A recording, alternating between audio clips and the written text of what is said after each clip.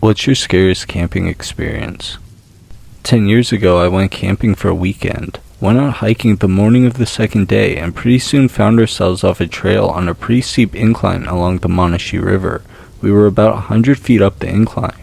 Suddenly, one of my friends lost his footing and started to slide. On the way down, he took my other friend, and I watched them hit every rock and tree on the way down to the rapids.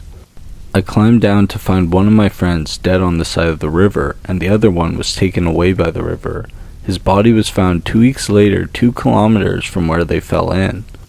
His body, or whatever is left of it, is still in the river because when search and rescue tried to remove it from the logjam it was stuck in, the boulders on the riverbank came loose and collapsed on top of his corpse.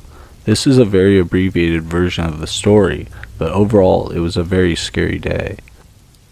I was on a camping trip with the scouts, and me and my friend were put in the same tent as the weird kid. He was acting up all the time, getting into fights, and showing off how many knives he had. Anyways, one night we're in our tent playing blackjack, and I guess I said something that pissed him off. He started yelling at me, and the scout leaders knew that we were still up, so they told us to go to bed. I don't know how long I was asleep, but I woke up to him choking me. I thrashed about and tried to get him off of me, but I couldn't focus and I was panicking. I remember how the tent seemed to be getting darker and how heavy my eyelids were getting.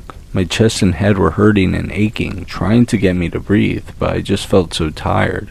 I was starting to fade away, thinking my last thing I would hear was his laughter, when my friend had woken up from the commotion and started clobbering the dude.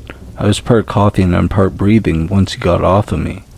My friend screamed for help, and that got the adults' attention. He was yelled at for what he did, and they shuffled around people so that he would be sleeping in a tent alone right near the adults' tents. I got into a tent with my older brother, and I must have been woken up 3 times that night, kicking and screaming from the nightmares of him killing me. When we all got back from the camp, his parents were told what had happened, and that he was banned from the scouts. They also told my mom, and it must have taken the active will of God for her not to go and kick him. He got banned from a bunch of other activities that we both did, so I didn't really see him ever again. I still wake up scared from nightmares of being choked or suffocated, and while I am a pretty sound sleeper, if anyone tries to walk or get close to me while I'm asleep, I'll shoot awake and panic. I can't even really nap with my dogs because of it. I don't know if I'll ever be able to sleep soundly around anyone ever again. Pretty sure 2 guys were gonna rape my friend and me. We were teenagers, 16 and 18, and went camping alone. We made dinner, and we were having a good time in the evening when some guy passed by our site in the river. He had a fishing pole, so we were like, whatever. He asked us to go through our site to the road, and we figured it was harmless enough and said yeah. He stopped and looked around our site and started asking us questions. How old are you? Where are you from? How long are you staying?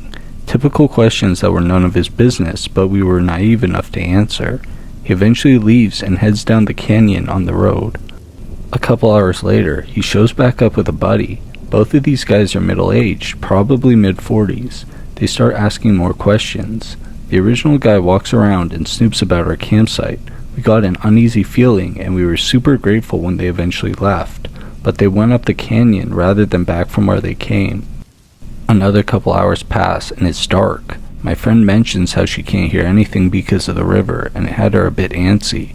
We talked, and it turned out we had both been on edge since the guys left. We had never seen them go back down the canyon. We both had a gut feeling that we needed to leave, and fast. Maybe nothing would have happened, but we both felt it. These guys asked all the right questions to know that we would be there alone and defenseless that night.